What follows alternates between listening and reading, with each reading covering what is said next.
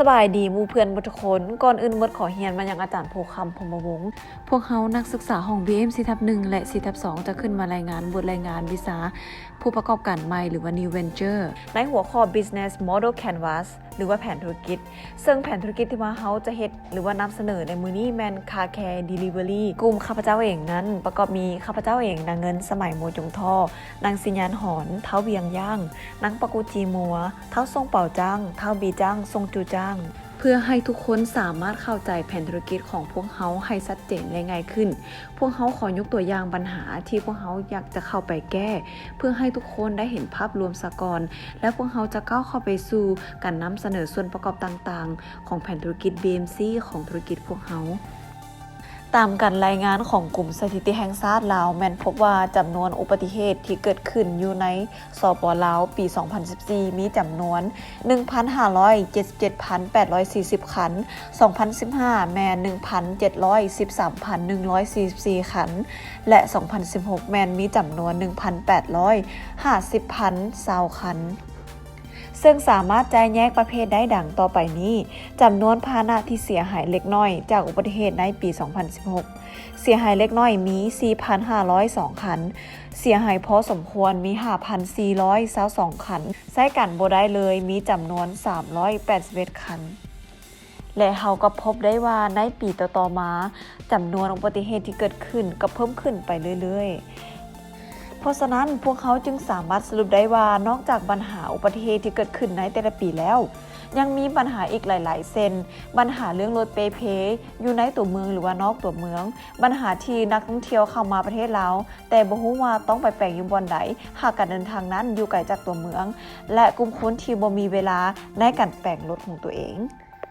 เพื่อแก้ไขปัญหาดังกล่าวพวกเขาได้สร้างแอปพลิเคชันในการให้บริการระหว่างลูกค้าหาเจ้าของร้านแต่ละร้านต่างๆซึ่งนี้จะเป็นหน้าตาของแอปพลิเคชันเฮาหลังจากเฮาดาวน์โหลดแอปแล้วเฮาก็สามารถลงทะเบียนนำไส้หลังจากลูกค้าได้เลือกออปชันต่างๆแล้วแอปพลิเคชันจะเฮ็ดหน้าที่ในการแสดงร้านที่อยู่ในแต่ละสถานที่ต่างๆโดยอัตโนมัติซึ่งจะแสดงร้านที่อยู่ใกล้ที่สุดเพื่อให้ลูกค้าสะดวกสบายประหยัดเวลาประหยัดน้ำมันซึ่งลูกค้าสามารถโทรหาร้านที่ตัวเองต้องการที่จะแปลงรถนั้นให้มาแปลงรถให้ตัวเองหรือว่าลูกค้าสามารถไปที่ร้านโดยใช้ Google Map ของพวกเขาเองสิ่งต่อไปนี้เป็นสิ่งที่พวกเขานั้นจะมอบให้แก่กับผู้ใช้บริการของพวกเขาหรือว่ากลุ่มลูกค้าเป้าหมายของพวกเขานั่นเอง1มันพวกเขาจะให้การบริการผ่านแอปพลิเคชันที่สะดวกสบายในการซ่องหาร้านต่างๆร้านแปลงรถที่อยู่ใกล้ตัวเอง2มันการให้บริการที่น่าเชื่อถือและปลอดภัย3มันการประหยัดเวลาประหยัดน้ำมัน4มันการให้ข้อมูลที่ถูกต้องสะดวกสบายให้กับลูกค้าตลอดทุกเวลา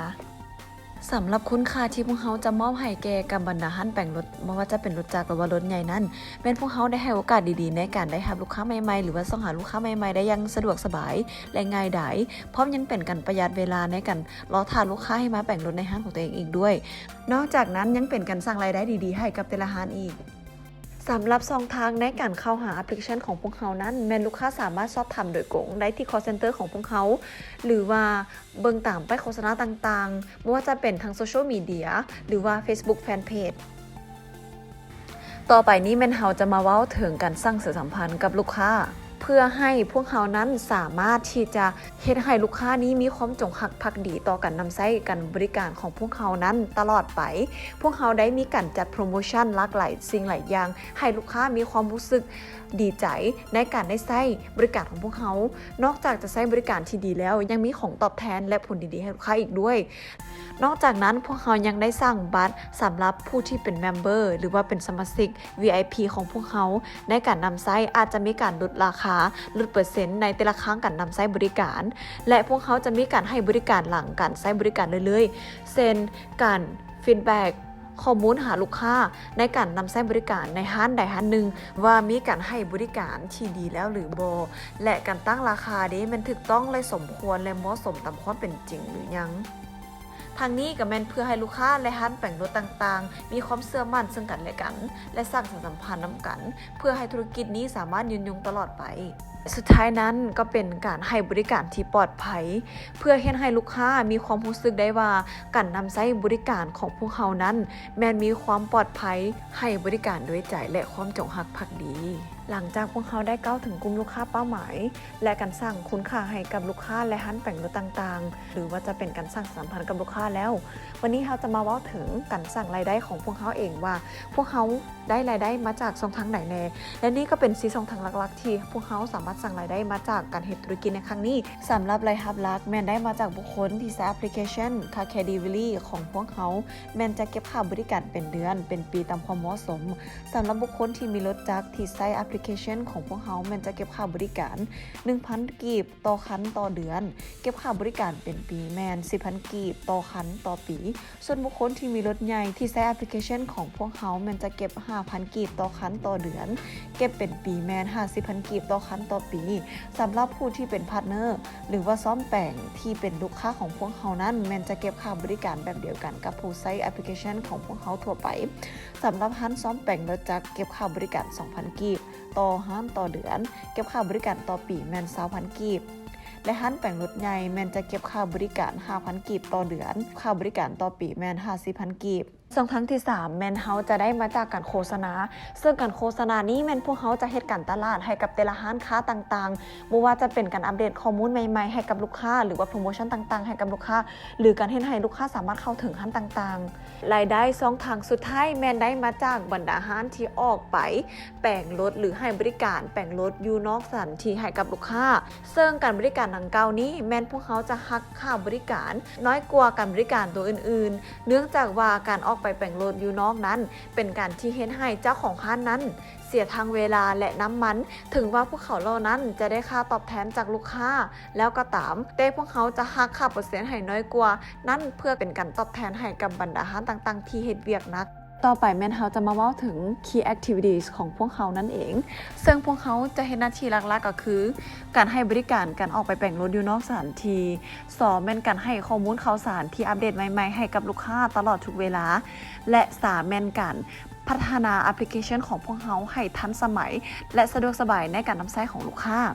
และสุดท้ายแม่นการโฆษณาต่างๆของบรรดาห้างแปลงรถเพื่อให้ลูกค้านั้นสามารถเข้าถึงและได้รับข้อมูลตลอดเวลาและสุดท้ายแม่นการโฆษณาของบรรดาห้างต่างๆเพื่อให้ลูกค้าสามารถรู้ว่าในห้างไหนมีโปรโมชั่นและห้างไหน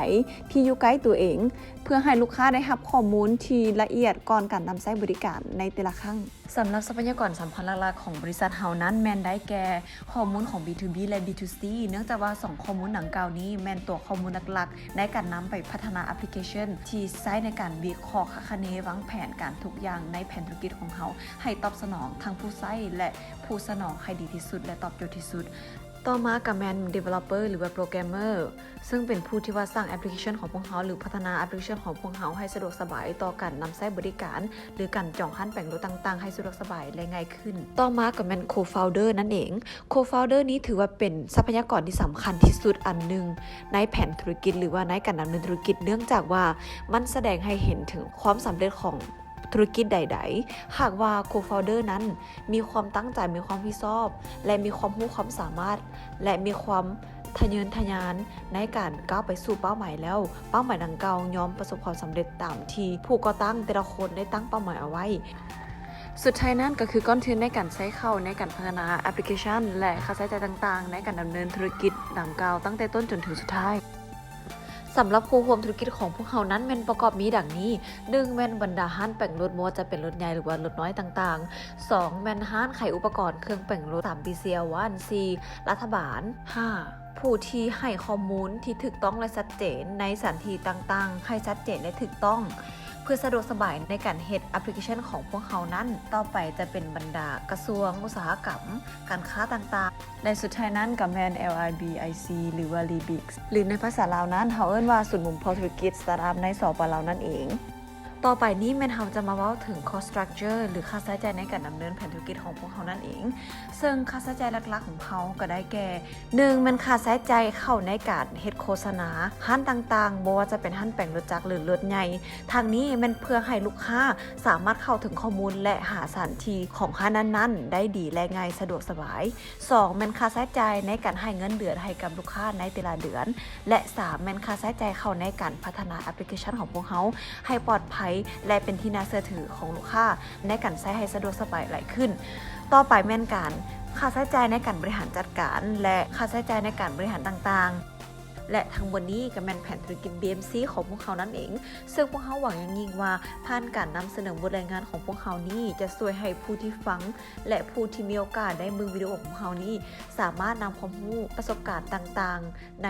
คลิปวิดีโอนี้ไปปรับใช้ในการเฮ็ดธุรกิจในอนาคตของตัวเองและพวกเขาเชื่อว่าทุกคนที่ได้รับชมวิดีโอหรือว่าได้เบิ่งวิดีโอนี้แล้วจะให้ความร่วมมือในการประกอบความคิดความเห็นในการปรับปรุงข้อตกบกพร่องแก้ไขให้คำอธิบายหรือว่าให้คำชี้แนะในการนำไปปรับปรุงแก้ไขเพื่อการนำเสนอครั้งต่อๆไปให้ดีขึ้นกว่าเก่าขอขอบใจ